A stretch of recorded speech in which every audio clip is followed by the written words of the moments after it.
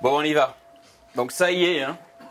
Vous avez écouté les conseils de tout le monde aujourd'hui. Et donc, vous êtes en première place pour tous les mots-clés.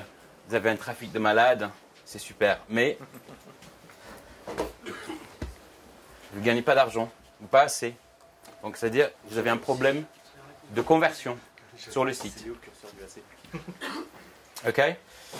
Tout le monde est à l'aise avec la notion de conversion, transformation. Est-ce qu'il y a des gens ici qui ne sont pas à l'aise avec la notion de taux de conversion? En gros, c'est le nombre d'objectifs réalisés divisé par le nombre de visites sur un site. Et pour moi, chaque site devrait avoir un objectif. Pour un site e-commerce, on peut citer donc les ventes de produits, de services. Il y a des sites d'affiliation, je pense, avec un objectif de taux de clic en CPC, CPA. Il y a aussi taux de remplissage de formulaires, éventuellement des contacts téléphoniques et pourquoi pas aussi téléchargement de fichiers PDF pour des sites informationnels. OK? Encore une fois, n'hésitez pas si vous avez des questions. CPC, cost per click, CPA, cost per action. Action étant souvent la vente de quelque chose. OK? So, number one. Et s'il y a une chose que je souhaite que vous retiriez de cette présentation, c'est ce slide. Très clairement, la performance d'un site, c'est-à-dire le temps de téléchargement des pages, est de très loin, le facteur le plus important dans l'optimisation du taux de conversion aujourd'hui, mais de très loin. OK? Il y a une pléthore d'études, d'informations sur le web. Moi, j'ai mis deux petits graphes ici. On voit très bien à droite que dès que le page load time augmente, le taux d'abandonment va augmenter aussi. Walmart, ils ont fait une étude il y a quelques années. On voit les résultats.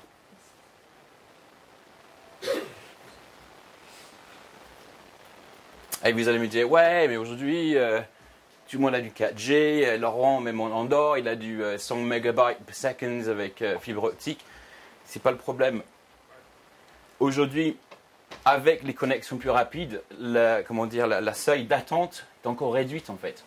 Maintenant, les gens, ils veulent que ça arrive tout de suite. OK? Vous seriez tous d'accord avec moi. Vous avez tous eu, une expérience sur un site qui ne téléchargeait pas. Qu'est-ce que vous avez fait? Voilà, on s'en va, tout simplement. OK? Qu'est-ce que tu penses de HTTP2 pour justement avoir des page load plus intéressants? Je suis au courant. Je suis pas quelqu'un de technique. Okay. Pour toutes les questions techniques, j'envoie mes clients vers Benoît. Voilà. Benoît, qu'est-ce que tu penses de HTTP2? Montre-moi ton site, on va faire un test avec. C'est méchant. Donc, performance, time is money. Dans mon expérience, un délai d'une seconde du téléchargement d'une page, donc tout est relatif, je sais, hein. Donc il faut garder ça en tête. Parce que le téléchargement d'une page chez Laurent Bourrelet en Andorre avec ses 100 megabytes per second sur son fiber optics, c'est pas la même chose que mon téléchargement de page ici à Dijon avec mes 3 ou 4 megabytes per second. Okay? Mais chaque délai d'une seconde va réduire le taux de conversion à travers la page par 7 à 10%. Okay? C'est énorme quand même. Okay? Et ça va avoir l'impact sur tous les KPI, mais surtout le taux de rebond. Et là, il y a sûrement, on le sait, un impact SEO. Le taux de sortie, le nombre de pages vues, l'engagement avec le produit ou le service et satisfaction client. Okay? En 2010, donc ça a 5 ans maintenant, donc imaginons en 2010, Amazon lui-même a calculé que pour chaque amélioration de 100 millisecondes, il augmente leur chiffre d'affaires par $1 million à l'année. En 2015. Okay? Donc aujourd'hui, c'est facteur 100 à mon avis. Okay? Comment est-ce qu'on va... Le KPI, c'est quoi? Ah, ouais. J'ai tendance à utiliser des phrases en anglais de temps en temps. Key Performance Indicator. Key Performance Indicator. Indicateur de performance. Ok. Comment est-ce qu'on peut analyser la performance? Bon, on a pas mal d'outils. Frédéric, on en a parlé ce matin. Donc, Pingdom Tools, très utile, rapide. Web Performance Test, c'est pas mal. Webpagetest.org. Google lui-même nous donne PageSpeed Insights. Okay, on tape son URL, hop, ça va nous donner des astuces, des conseils pour améliorer. Tout le monde connaît Google Analytics ici, j'imagine. Okay, il y a un rapport intéressant dans Google Analytics dans la vue des pages. Et on va sélectionner la vue de DOM. Et on peut voir par rapport à la moyenne et par rapport aux pages vues, donc par rapport aux pages les plus visitées dans un site, le temps de téléchargement moyenne. Ça c'est intéressant pour commencer une analyse. Quelle page sur mon site ne télécharge pas rapidement par rapport à la moyenne sur le site? Okay? Donc moi je commence toujours par là avec mes clients. Par la suite je vais rapidement appliquer ça pour au moins faire un petit état des lieux pour commencer. Et qu'est-ce qu'on doit faire? Donc c'est un peu technique. On doit réduire les requêtes HTTP, okay? Parce que chaque requête HTTP prend du temps. On doit supprimer les appels superflus. Par exemple, utiliser les sprites dans les images gérées par des CSS. Ne téléchargez pas 15 fichiers différents. Si on peut télécharger qu'un seul fichier, puis les gérer avec du CSS. Optimiser les images. On l'a dit aujourd'hui, ce matin, combiner les fichiers CSS, JavaScript, bien gérer le cache du browser. Okay? Attention quand même au codage des réseaux de pub. Et voilà, adopter une notion de progressive download, ne jamais montrer une page blanche au client. Okay? Par rapport au hardware et au back-end, bah, voilà, est-ce que les requêtes SQL vers la base de données sont optimisées? On l'a dit ce matin aussi, le CDN, donc fournir un content qui est géographiquement parlant plus proche de l'internaute. Après, il y a la couche de cache, par exemple Varnish. Et puis, moi j'ai dit surtout ça, hein, si besoin, faire appel à un expert en audit technique. Ok?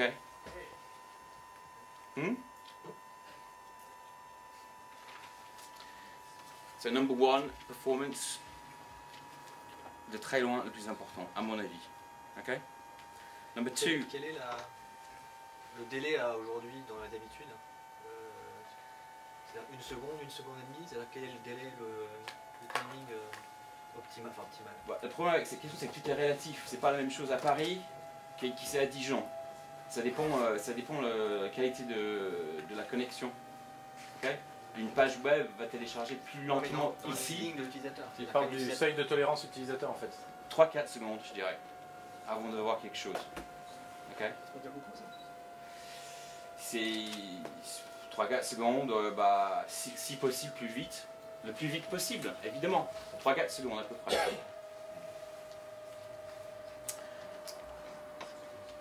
Deuxième point, c'est l'impact visuel.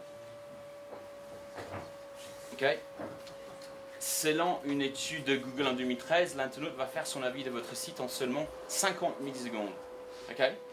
Et puis ses premières impressions sont à 94% sur le design et le graphisme. Donc là, je mets un truc en anglais que vous comprenez tous.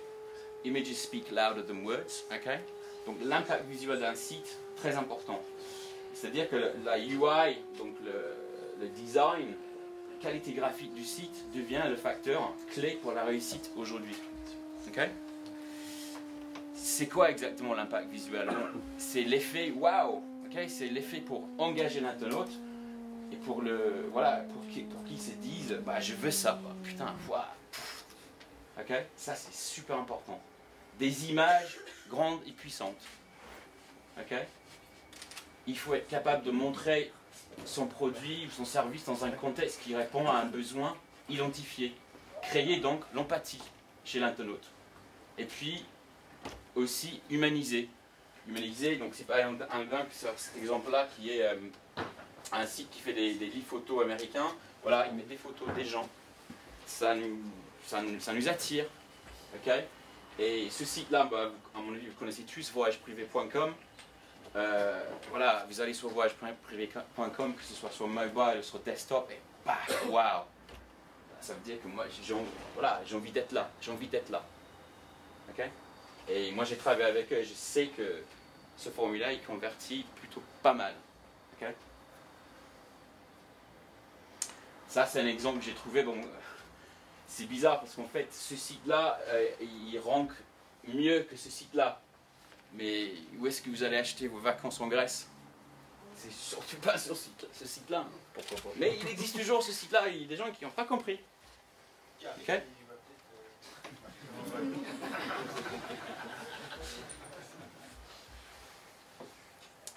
Ok, number 3. Unique value proposition. Encore une fois, c'est quelque chose qui est difficilement traduisable en français. Donc, quelqu'un peut m'aider à traduire ça en français. Unique value proposition. Proposition innovante. Ouais, ok, c'est ça. Un message. Voilà. En gros, le UVP doit répondre à 3 questions. Premièrement, c'est pourquoi dois-je rester sur votre site et ne pas aller chez votre concurrent. Donc, c'est l'unicité de votre service ou votre produit. Ok? Deuxièmement, qu'est-ce que vous me proposez qui répond à mon besoin? La pertinence. Ok? Troisièmement, quels sont les bénéfices de votre service ou votre produit? Quelle est la valeur perçue quantifiable de ce que vous allez me donner, ce que je peux acheter chez vous? Ok? Avec concrètement, bon, l'impact visuel, on vient de le voir, une accroche forte, ok? Et les avantages principaux de votre produit ou votre service. Quelques exemples. C'est un site unlocking.com qui est assez connu aux États-Unis. Là, on voit tout de suite l'accroche et le slogan, le baseline, si on veut, qui montre leur unicité, qui est pertinent. Puis tout de suite après, la pertinence et une valeur perçue par rapport à leur service. Ok? Another example. Voilà, l'impact visuel, donc ça c'est pour un traitement pour les cheveux, et là, voilà, on arrive sur ce site, paf, on comprend tout de suite, paf. Voilà. L'impact visuel, moi, je veux ça. Si j'étais sur ce site pour trouver un produit pour mes cheveux, je vois ça, moi je dis, voilà, je veux ça. Et ça crée en plus l'empathie. Ok? À droite, longer, fuller hair than ever before. Le mot ever, c'est très fort en anglais. Donc voilà l'accroche forte, plus les bénéfices du produit. Ok? Quatrième point, conversion focus. Donc là, j'insiste là-dessus, vraiment c'est quoi? C'est réduire le bruit, c'est un objectif par page. Ok? J'ai trouvé ça intéressant, attention span statistics, encore une fois c'est en anglais, mais le average attention span en 2000, c'était 12 secondes. Aujourd'hui, en 2013, c'est 8 secondes. The average attention span of goldfish, un poisson rouge, c'est 9 secondes. Ça veut dire aujourd'hui, on le veut et on le veut tout de suite. Ok? Donc, il ne faut surtout pas distraire. Ok? Il faut avoir une clarté, une simplicité dans le design, dans le site. Il faut avoir les grands boutons call to action qui sont en contraste, très important ça, avec la charte graphique globale. Yeah. Ça marche très bien. Il faut réfléchir à utiliser les landing pages. Est-ce que tout le monde ici est à l'aise avec l'idée des landing pages? Oui? Non? Oui. Landing page, c'est quoi? C'est souvent utilisé dans le SEM, dans le CPC. Au lieu de balancer par exemple une requête de SEM vers la page d'accueil, qui a toute la navigation du site éventuellement, qui a plein d'entrées différentes, on fait une page exprès qui répond aux seuls besoins du mot-clé tapé en fait. C'est clair pour tout le monde? Encore une fois, quelque chose que je préfère laisser en anglais, less is more. Ok? C'est pas évident à faire ça, less is more. C'est vraiment pas évident à faire. Ok? Là, j'ai trouvé quelques exemples que j'ai trouvé pas mal. Là, sur leur site, donc ça c'est des homepages, ça c'est des pages d'accueil de ces sites-là. Donc là, sur leur site à eux, j'aurais dû, je suis désolé, j'ajouterai, avant de partager ce slide sur le web, je mettrai les sites, les adresses des sites. Là, c'est un site voilà, pour des conseils financiers, leur page d'accueil. Voilà, on voit l'image derrière, on voit une grande image qui sert à humaniser par rapport à ce que je viens de dire. Et là, en gros, c'est Get. Après, ils ont un petit menu de roulant avec 4 options et puis Go. Et c'est tout. C'est tout ce qu'ils ont sur la page d'accueil. Là, on ne se pose pas la question. Okay. Pareil pour ça, je trouve pas mal. Voilà la photo pour humaniser. Le UVP, l'accroche et paf. Voilà, on ne se pose pas de questions. C'est ça ou c'est ça? Rien d'autre. Paul, je peux poser une question? Ouais. Je suis d'accord avec toi, humaniser tout ça, sauf que pour moi, l'image en haut, c'est encore un truc de banque d'images fake, quoi. C'est pas. Voilà, pour moi, humaniser, c'est pas ça. C'est pas vrai. Tu vois ce que je veux dire? Ouais, je suis d'accord, je suis d'accord. C'est peut-être pas le meilleur exemple. Ok, tu marques un point. Ouais. En dessous, oui, pardon. Là, c'est bad example. Hein? Je fais pas de commentaire là-dessus.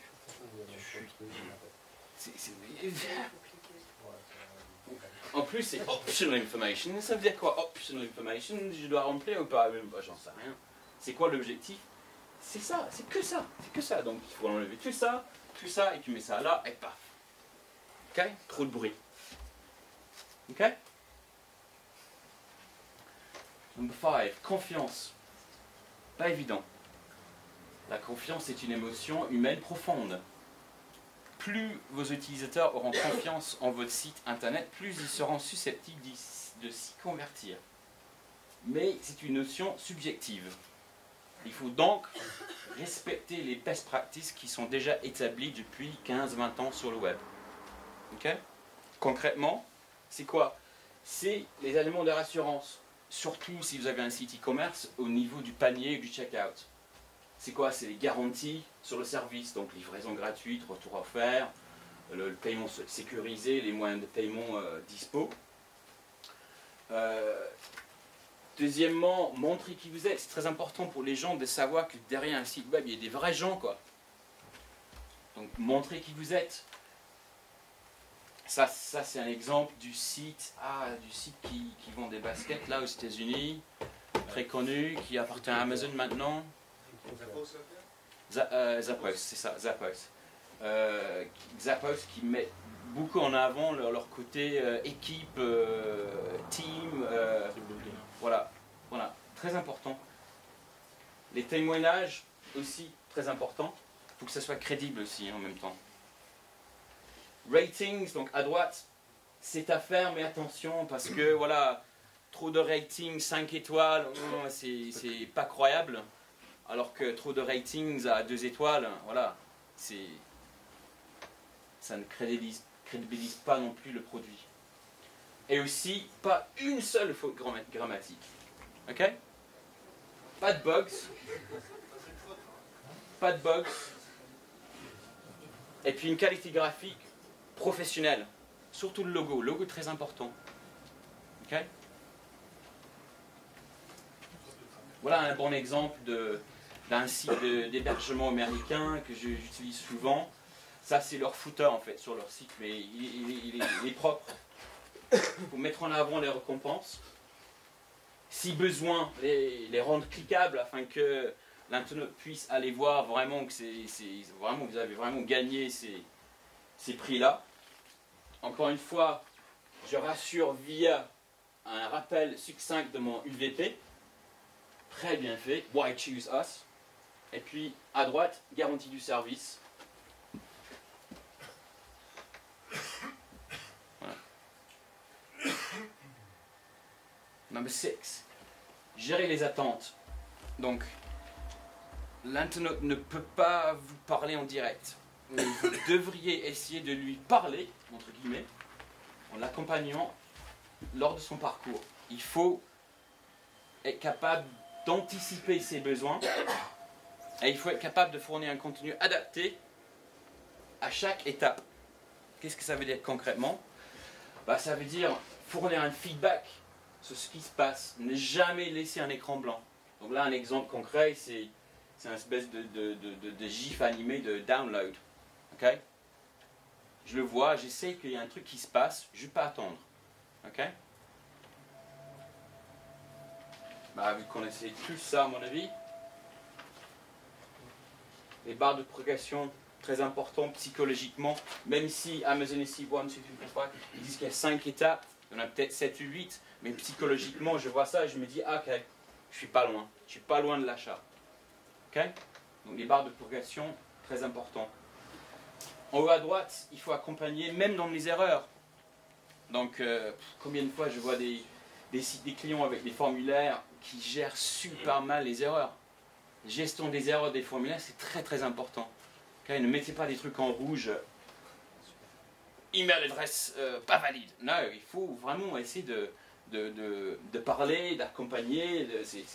C'est surtout pas la faute de l'internaute qu'il a fait une erreur, c'est surtout la faute de votre design, votre formulaire. Donc voilà, accompagner même pendant les erreurs. Voilà, cet exemple est plutôt pas mal. Voilà, il me dit très clairement.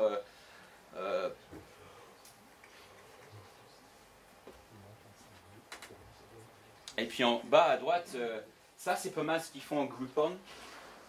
Ça c'est dans leur panier, dans leur checkout, ils mettent des questions.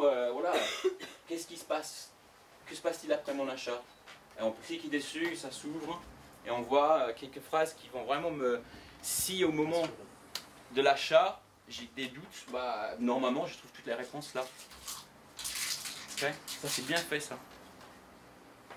Des questions? Number 7, methodology. On peut travailler sur la performance toute la journée, on peut travailler sur le UVP, on peut avoir un super graphiste de Top Gun qui va faire un super page d'accueil, un pack visuel, tout ça, mais tout ça, ça rime à rien si on ne travaille pas de la bonne façon. Ça, c'est très important. Okay? La méthodologie, comment travailler ensemble, en équipe, pour optimiser le taux de conversion du site, c'est super important. Et il y en a des milliers de méthodologies sur le web. J'en ai vu l'autre jour à 49 étapes. 49 étapes, mais c'est beaucoup trop compliqué. Donc là, c'est un peu à moi. C'est très simple. Il faut parler d'une évolution constante. Okay? On peut dire que peut-être la première étape, c'est ici. C'est l'analyse et c'est la création des hypothèses. Donc là, forcément, Web Analytics. Vous verrez que dans mon slide, dans ma presse, je ne parle pas beaucoup de Web Analytics parce que pour moi, c'est compris ici. Tout le monde comprend le besoin aujourd'hui d'avoir une approche scientifique. Tout le monde est d'accord avec moi que la subjectivité, ah oui, on pense que ça va marcher, c'est mort ça. OK? OK? Donc d'abord, il faut analyser. Donc là, on utilise Web Analytics. On doit surtout utiliser le user testing, donc des tests utilisateurs. Sur le prochain slide, je vous donne quelques idées pour des services qui font ça. N'oublions pas aussi, si vous l'avez, un feedback du SAV, très important, mine d'or dans l'optimisation du taux de conversion, le verbatim des conversations entre les clients satisfaits ou pas, et votre service SAV, c'est super important. C'est une mine d'or. Hein? Les réseaux sociaux aussi permettent de récupérer le feedback. Les réseaux sociaux aussi, ouais. On peut même dire que c'est peut-être là-dedans un peu, ouais. OK? Donc une fois qu'on a analysé avec notre package de Web Analytics, que ce soit Google Analytics, que ce soit Omniture, que ce soit Aurelion, ce que vous voulez, et on a fait éventuellement un peu d'analyse qualitative avec des user testing. On doit prioriser ROI. Okay? Ça veut dire quoi? Ça veut dire que on a une liste de problèmes et on doit prioriser en en tant que quelles sont les améliorations qu'on veut apporter qui vont nous apporter, comment dire, le plus de business pour le moins de travail en fait. Simple 1, 2, 3, 1, 2, 3. 1, 2, 3 en termes de possibilités d'amélioration et 1, 2, 3 en termes de temps de travail, temps de développement, temps de testing, etc., etc. Voilà. Et dans un premier temps, prioriser les tâches rapides qui vont nous booster rapidement. OK?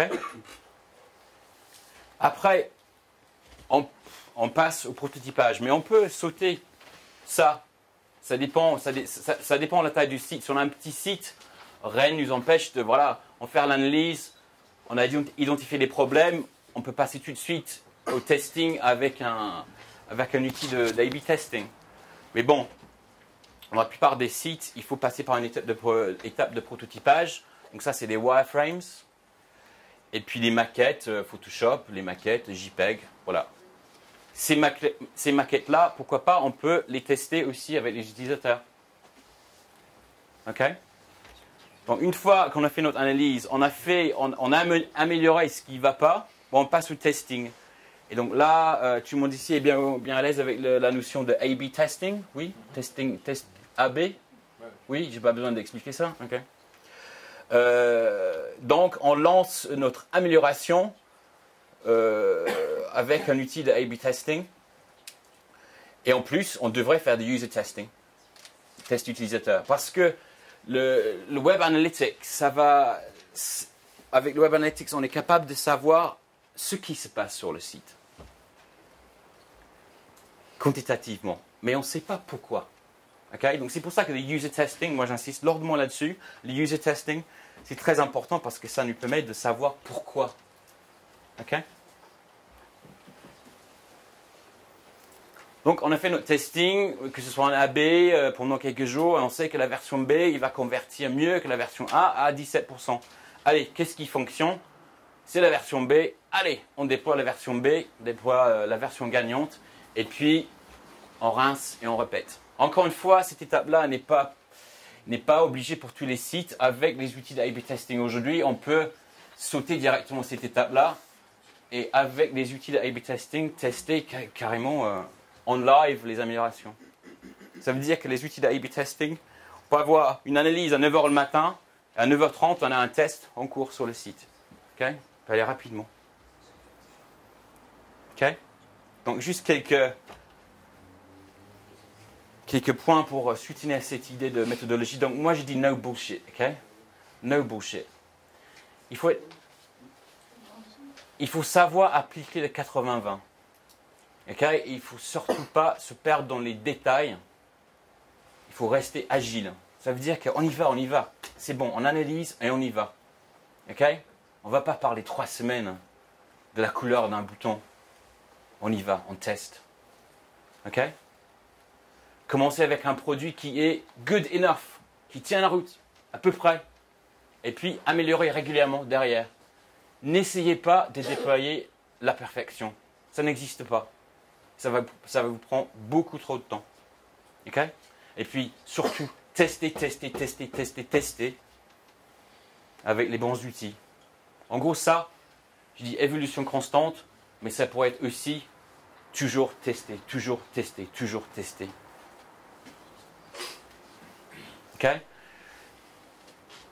Pour les outils dispo aujourd'hui que je peux vous recommander, vous conseiller, je ne sais pas si vous connaissez A/B Tasty. A/B Tasty Chameleon, c'est un peu les deux leaders sur le marché français pour le A/B testing. Okay? Ils font exactement la même chose. Ils sont très bien tous les deux. Okay? Ils ont une espèce d'éditeur WYSIWYG qui permettent même aux gens qui ne comprennent rien à l'HTML, CSS, de lancer des tests très rapidement, en quelques minutes. Okay? Et en plus, avec ces outils-là, on peut splitter le trafic. On peut mettre que 20% du trafic sur la version B pour minimiser le risque. Okay? Donc, pour moi, dans une logique d'optimisation de conversion, l'A/B testing, c'est obligé. C'est obligé. Okay? ClickTel, c'est pas mal. Il y a quelqu'un qui connaît ClickTale ici? Hein, c'est quoi ClickTale alors? Ouais, c'est pas mal ça. C'est pas mal. C'est pas obligé, mais c'est bien pour soutenir. En gros, il va faire un espèce de map, un heat map de la page. Donc on peut voir où les clients, où les internautes vont cliquer, où est-ce qu'ils vont réagir sur la page. C'est pas mal pour, comment dire, pour soutenir des arguments, pour se convaincre. Voilà. Puis Optimizely, bon, Optimizely c'est une solution américaine, mais un peu comme A/B Test et Chameleon. Mais moi je trouve moins bien que A/B Test et Chameleon. Vraiment, A/B Test et Chameleon, top. Et puis Kali, donc encore une fois, le Conti, ça nous dit quoi. Et puis le Kali, ça nous dit pourquoi. Donc c'est très important de faire les deux. En France, pour moi, il y a très peu de solutions. Il y a Testapic, ok. Donc eux, ils organisent des tests utilisateurs. Ils ont un système de crédit. On peut aller acheter des crédits, écrire un scénario de test et hop, ils vont choisir. On peut cibler les testeurs, les cobayes. Et puis les cobayes vont se filmer pendant le scénario que vous avez donné. Donc vous pourrez leur donner, allez sur notre site, essayez d'acheter un produit X, Y, Z et pendant 20 minutes, 30 minutes, ils vont se filmer avec une espèce d'appli qu'ils ont sur leur machine. Et ça c'est très important, le verbatim, les problèmes qu'ils vont rencontrer sur les pages. Donc il y a deux solutions, donc Testapic c'est français, c'est parisien, et What Users Do c'est anglais, mais ils ont une base de testeurs français, donc c'est très intéressant. Ok. Mais je dirais il faut surtout faire les deux. C'est quoi les tarifs de Testapic ou Et c'est pas cher, hein. C'est 20, allez, 20, 30 euros le vidéo, 20, 30 euros le vidéo. Tu achètes une dizaine, tu lances un test avec une dizaine de. Il ne faut pas faire moins de 10, 10 c'est bien. Voilà, 250, 300 euros, tu as vraiment un feedback qui vaut de l'or, Parce que nous, Silverback aussi. Silverback. je connais pas. Il y a Yandex aussi. Yandex, c'est quoi? c'est vraiment du test utilisateur.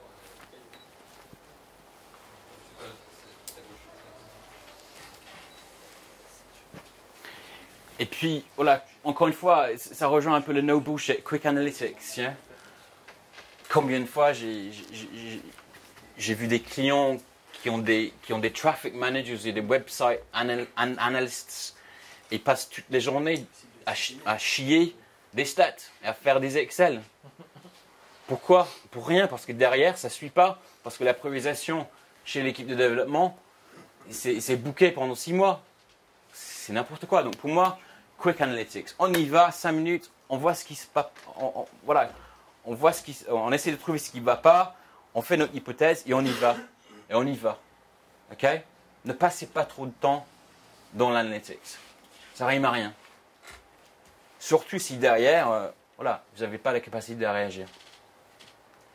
Est-ce qu'il y aurait des questions? C'est quoi ton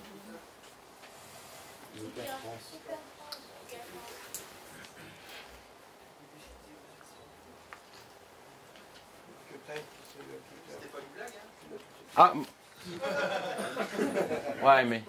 C'est marqué sur ton badge? C'est pas écrit sur le site. Comment dire? Je me cache un peu depuis 4 ans. Et depuis que je connais Benoît, il me dit ouais, c'est n'importe quoi, tu te caches trop, blablabla.